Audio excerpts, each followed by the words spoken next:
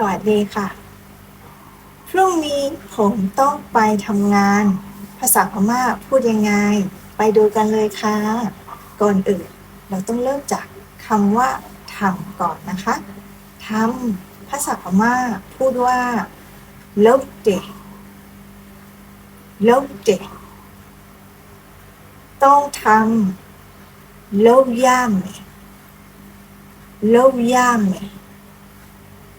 ลบย่ามต้องไปทำตัวโลยาม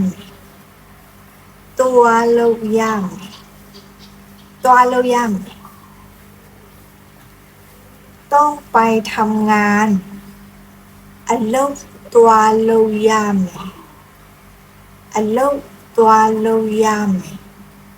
อันโลตัวโลยามผมต้องไปทำงานจนหนออันโลตัวโลยามจะหนออันโล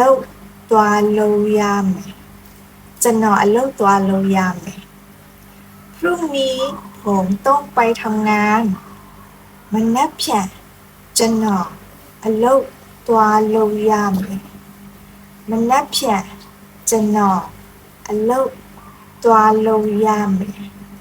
มันนับแผ่จะหนออันโลตัวโลยามนะคะสำหรับวันนี้สวัสดีค่ะบ๊ายบาย